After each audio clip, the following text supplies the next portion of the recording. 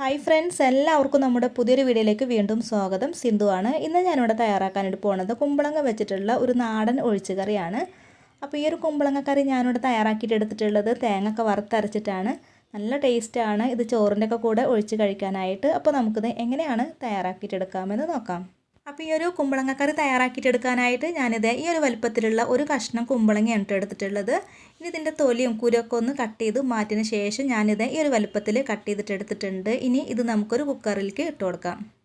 കുമ്പളങ്ങ കഷ്ണങ്ങളൊക്കെ ഇട്ട് കൊടുത്ത് കഴിഞ്ഞാൽ പിന്നെ നമുക്കിതിലേക്ക് 1/4 ടീസ്പൂൺ മഞ്ഞൾപ്പൊടി ഇട്ട് കൊടുക്കാം. കൂടെ തന്നെ ഞാൻ ചെറിയൊരു തക്കാളി, പകുതി തക്കാളി കട്ട് ചെയ്തതും പിന്നെ ചെറിയൊരു സവാള കട്ട് ചെയ്തതും 2 പച്ചമുളക് കൂടെ ഇതിലേക്ക് ഇട്ട് കൊടുക്കുന്നുണ്ട്. എന്നിട്ട് ഇതിലേക്ക് നമുക്ക് പാകത്തിനുള്ള ഉപ്പ് കൂടെ ചേർക്കാം കേട്ടോ. ഈ ഉപ്പൊക്കെ ചേർത്ത് കൊടുത്ത ശേഷം പിന്നെ ഇതിലേക്ക് കുറച്ച് വെള്ളം ഒഴിച്ച് കൊടുക്കാം. കൂടെ തന്നെ ഞാൻ കുറച്ച് പുളിവെള്ളം കൂടെ ചേർക്കുന്നുണ്ട്. അപ്പോൾ വളരെ കുറച്ച് മാത്രം പുളി മതി കേട്ടോ. ഞാനിവിടെ ചെറിയൊരു സൈസിലുള്ള പുളി വെള്ളത്തിലിട്ട് കുതിർത്തിട്ട് എടുത്തിട്ടുള്ള വെള്ളമാണ് ഇതിലേക്ക് ഒഴിച്ച് കൊടുത്തിട്ടുള്ളത്. പുളിവെള്ളമൊക്കെ ഒഴിച്ച് കൊടുത്ത ശേഷം നന്നായിട്ടൊന്ന് മിക്സ് ചെയ്ത് കൊടുത്തതിന് ശേഷം പിന്നെ നമുക്ക് കുക്കർ അടച്ചിട്ട് ഇത് ഒരു വിസിൽ വരുന്നത് വരയ്ക്കൊന്ന് വേവിച്ചിട്ടെടുക്കാം. കഷ്ണങ്ങളെല്ലാം വെന്ത് വരട്ടെ. ആ ഒരു സമയം കൊണ്ട് നമുക്ക് ഇതിലേക്കുള്ള തേങ്ങ ഒന്ന് വറുത്തിട്ട് കൂടെ എടുക്കാം. ഒരു ചീനച്ചട്ടി അടുപ്പത്ത് വെച്ച് കൊടുത്തിട്ടുണ്ട്. ഇതിലേക്ക് ഞാൻ അരമുറി തേങ്ങ ചിരകിയതാണ് ചേർത്ത് കൊടുക്കുന്നത്. ഇനി ഇതിലേക്ക് നമുക്ക് ഒരു 1/2 ടീസ്പൂൺ പെരിഞ്ജീരകം ഇട്ട് കൊടുക്കാം. വലിയ ജീരകമല്ല, അതാണ്. പെരിഞ്ജീരകമൊക്കെ ഇട്ട് കൊടുത്ത ശേഷം പിന്നെ നമുക്കിത് നന്നായിട്ടൊന്ന് വറുത്തിട്ടെടുക്കാം. അപ്പോൾ ഈ ഒരു തേങ്ങ നമ്മൾ വറുത്തുകൊണ്ടിരിക്കുന്ന സമയത്ത് അതിൻ്റെ കളറൊന്നും മാറി വരാനായിട്ട് തുടങ്ങില്ല. ആ ഒരു സമയത്ത് നമുക്കിതിലേക്ക് 1/2 ടീസ്പൂൺ വെളിച്ചെണ്ണ ഒഴിച്ച് കൊടുക്കാം കേട്ടോ. അപ്പോൾ ഇതുപോലെ നമ്മൾ വെളിച്ചെണ്ണ ഒക്കെ ഒഴിച്ച് കൊടുത്തിട്ട് വറുത്തിട്ട് എടുക്കുകയാണെങ്കിൽ പെട്ടെന്ന് തന്നെ ഈ ഒരു തേങ്ങയൊക്കെ മുരിഞ്ഞിട്ടൊക്കെ കിട്ടും.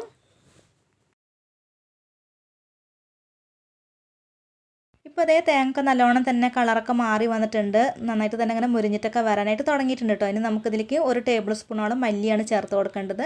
ഞാനിവിടെ മുഴുവനായിട്ടുള്ള മല്ലിയാണ് ഇതിലേക്ക് ഇട്ട് കൊടുത്തിട്ടുള്ളത്. അപ്പോൾ ഇതിന് പകരമായിട്ട് നിങ്ങൾക്ക് മല്ലിപ്പൊടി ചേർത്ത് കൊടുക്കാം. മല്ലിപ്പൊടിയൊക്കെ ഇട്ട് കൊടുക്കുകയാണെങ്കിൽ അവസാനം വേണ്ട ഇട്ട് കൊടുക്കാനായിട്ട്. ഇനി ഇതിലേക്ക് ഞാൻ കുറച്ച് കറിവേപ്പില കൂടെ ഇട്ടിട്ട് നന്നായിട്ട് ഇതൊന്നും കൂടെ വറുത്തിട്ട് എടുക്കുകയാണ്. അപ്പോൾ ഈ ഒരു മല്ലി ഞാൻ പെട്ടെന്ന് കഴുകി എടുത്തിട്ടുണ്ടായിരുന്നതാണ് കേട്ടോ. അപ്പോൾ അതിൽ കുറച്ച് വെള്ളമൊക്കെ ഉണ്ട്. അപ്പോൾ അതൊക്കെ ഒന്ന് പോയി കിട്ടാൻ വേണ്ടിയിട്ട് ഇത് ഞാൻ കുറച്ച് നേരം ഒന്ന് വഴറ്റിയെടുക്കുന്നുണ്ട്. ശേഷം ഇതിലേക്ക് നമുക്ക് പൊടികൾ ചേർത്ത് കൊടുക്കാം. ഞാനിവിടെ 3/4 ടേബിൾ സ്പൂണോളം എരിവുള്ള മുളക് പൊടിയാണ് ഇട്ട് കൊടുക്കുന്നത്. കൂടെ തന്നെ 1/4 ടീസ്പൂൺ മഞ്ഞൾപ്പൊടി കൂടെ ഇട്ട് കൊടുക്കുന്നുണ്ട്. അപ്പോൾ മല്ലിപ്പൊടിയാണ് നിങ്ങൾ ചേർത്ത് കൊടുക്കണമെന്നുണ്ടെങ്കിൽ ഈ ഒരു സമയത്ത് ചേർത്ത് കൊടുത്താൽ മതി. ഇനി ഒരു പൊടികളൊക്കെ ഒന്ന് മൂത്ത് വരുന്നത് വരയ്ക്ക് നന്നായിട്ടൊന്ന് വറുത്തിട്ട് കൂടെ എടുക്കാം കേട്ടോ. പൊടികളൊന്നും കരിയാണ്ട് വേണം നമ്മളിത് വറുത്തെടുക്കാനായിട്ട്. അപ്പോൾ ഇത് നമ്മൾ അടുപ്പിൽ നിന്ന് മാറ്റണം. ആ ഒരു സമയത്ത് വേണ്ടിയിട്ട് ഈ ഒരു പൊടികളൊക്കെ ചേർത്ത് കൊടുക്കാനായിട്ട്. നേരത്തെ നമ്മൾ പൊടികളൊക്കെ ഇട്ട് കൊടുത്തിട്ട് ഇതുപോലെ വറുത്തിട്ട് എടുക്കുകയാണെങ്കിൽ പെട്ടെന്ന് ആ ഒരു പൊടികളുടെ മണം അതുപോലെ തന്നെ ആ ഒരു നിറമൊക്കെ നഷ്ടപ്പെടും കേട്ടോ. അപ്പോൾ അവസാനം വേണം നമ്മൾ പൊടികൾ ചേർത്തിട്ട് ഇതുപോലെ വറുത്തെടുക്കാനായിട്ട്. ഇതിപ്പോൾ ഇവിടെ റെഡി ആയിട്ട് വന്നിട്ടുണ്ട് കേട്ടോ. ഇനി നമുക്കിത് ചൂടാറാനായിട്ട് മാറ്റി വയ്ക്കാം. ഇപ്പോൾ ഇതേ കഷ്ണങ്ങളൊക്കെ നല്ലോണം തന്നെ വെന്ത് കിട്ടിയിട്ടുണ്ട്. ഇനി ഞാനിതൊരു മൺചട്ടിയിലേക്ക് ഒഴിച്ച് കൊടുക്കുകയാണ്. അപ്പോൾ പെട്ടെന്ന് റെഡിയാക്കിയിട്ട് എടുക്കാൻ വേണ്ടിയിട്ടാണ് കേട്ടോ ഞാനിത് കുക്കറിലിട്ടിട്ട് വേവിച്ചിട്ട് എടുത്തിട്ടുള്ളത്. അപ്പോൾ ഇതൊക്കെ ഇട്ട് കൊടുത്ത് കഴിഞ്ഞിട്ട് നന്നായിട്ടൊന്ന് മിക്സ് ചെയ്ത് കൊടുത്തതിന് ശേഷം നല്ലോണം ഒന്ന് തിളപ്പിച്ചിട്ട് കൂടെ എടുക്കാം.